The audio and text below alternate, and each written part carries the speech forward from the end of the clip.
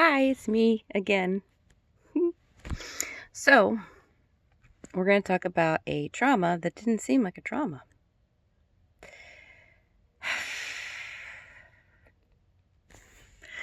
But it was traumatic enough to get stuck and actually affect someone for most of their life. Well, I shouldn't say most of their life.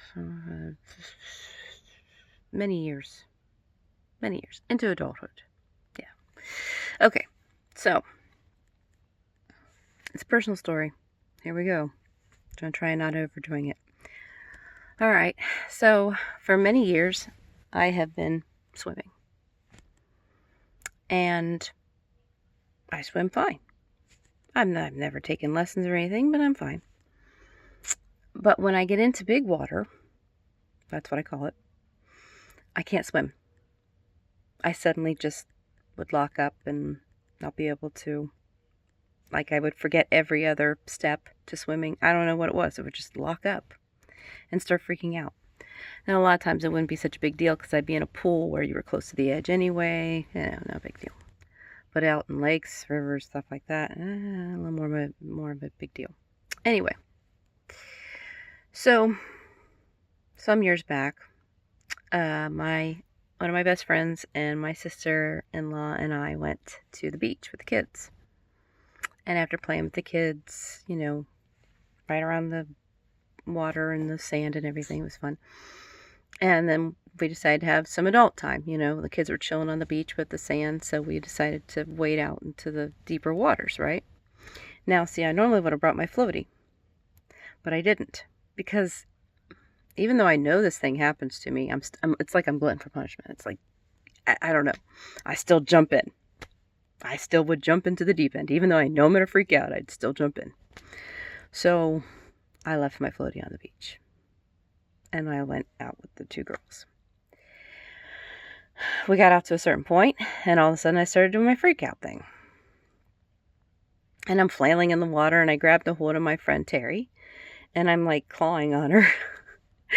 And she said, "What are you doing?" I said, "Deep water," or something. I can't remember exactly how it all played out. I'm just going to give you a little thing. Deep water, freak out. And she's like, "I thought you were kidding about that." And I said, "No." So she grabbed a hold of me and she took me back to shore. Well, I feel very blessed to have such a wonderful, understanding friend. And my sister-in-law, she was hanging in there with it too. I feel very blessed for those people. But I feel a little stupid too. I'm a grown adult. And I freaked out. Why? But why? It's kind of weird. I mean, why? So I'm sitting in my parents' garage one day, not long after it happens, questioning why. Now, I don't know how I did it. I have my suspicions. But I did this thing where I basically, as an adult, went back and talked to the little kid me. And I asked it why. Okay. So all these years, I've been able to recall this memory with no problem. No issues. I didn't emotionalize. I didn't, nothing. When somebody would be sitting there talking about swimming experiences or almost near-death experience, whatever, I would throw mine in there too. No big deal. And it always played out the same. I'm a little girl. Can't remember exactly how old. 6, maybe 7, somewhere in there. I'm not sure. And we are at this campground that has a lake. And in the lake, there's this, little floating deck that's anchored in place. And I've got my floaties on, and I start heading out to it because my brothers and some of the other kids at the campground are all on there playing and pushing each other in, taking turns. I want to be part of it. So I swam my little self out there with my floaties. And I got up on that little deck thing, and I put my floaties down. And apparently it was my turn because somebody pushed me in. I went under the water. And everything started kind of getting dim. And I saw the chains, the ones that are anchoring that thing in place. And they had the algae on them and, all the stuff on them, like you see in movies, it's like just like that. And then no time. I mean, my brother, it started getting dark, and my brother pulled me up, and it was no big deal. It was the end of it. It was a shock. I was flipped out at the moment, but I was fine. No trauma. None. Or maybe there was. So that day in my parents' garage, when I was thinking back on that memory played. And everything played exactly the way it had all those years before, except for one thing. When I went under the water, it was just dark. There was nothing. I didn't see chains. And I suddenly realized I was actually seeing the real memory. And the reason why is because I don't open my eyes underwater, especially in a lake. I never would have seen those chains. My brain, like I said, they look just like the ones you see in movies and shows. My brain used those images I'd seen from movies and shows and put it in there because it was hiding the true memory. Even though the memory for the most part played just the right way, except for that, it changed that little part. The idea is that there's something not right about this memory, something not true, because we're suppressing something.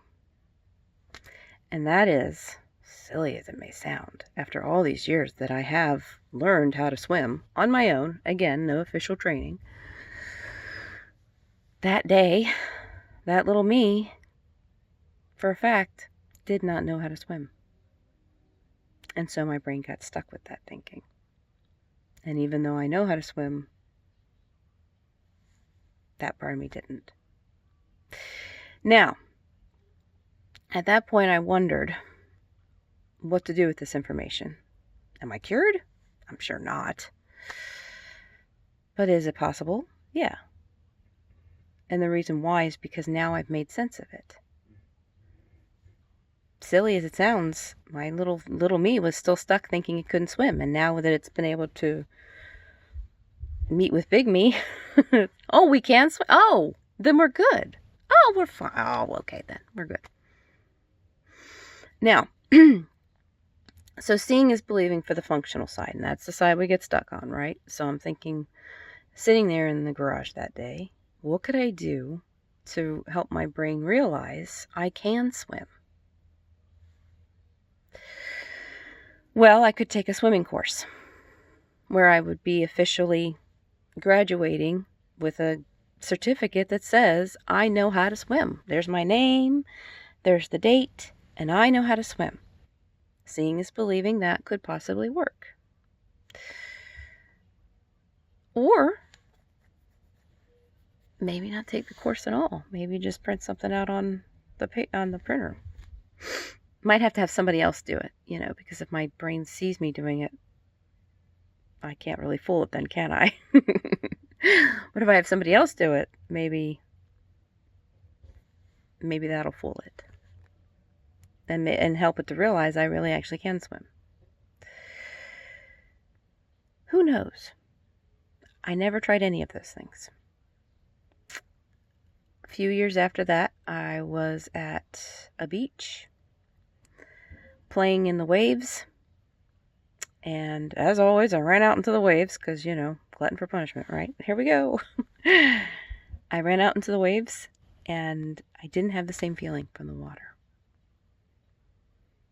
Because even like when I would play in the waves years ago, I'd get this anxiety feeling. Not just an excited, here come the waves, but like an anxious, over-anxious feeling. But it would happen so fast and the waves would bring you back to the shore, so it wasn't a huge deal. But the water felt different. I felt different. I thought, well, maybe it did work. And then the following year or year after that, the family went on vacation again. This time we went to a lake. And to get on the jet ski, you have to be in the water. And you have to be in the big water. And I was. And I didn't freak out. I had a life jacket on, so that probably helped too, I'm sure. But, I mean, this was like one of those mental, I'm in the middle of this lake. And there's nothing around me. So, again, though, more than anything, it was just the water felt different. Something felt different. I wasn't scared. I had the same anxiety that anybody does in that situation, because we all have a normal, natural fear of drowning, of being burned, of all these different things. We have a natural fear of heights, Some people, not as much as others, but most in general, we all have a natural fear of those things because they could be, take away our life kind of thing. So it's normal, It's a survival thing in the head. Hey, we should fear that a little, be cautious. So I had that, but nothing beyond that. So what I thought was something that happened long ago that wasn't traumatic turned out to be traumatic after all, at least to my brain. So maybe there's things like that from your past too. Something to think about. Bye!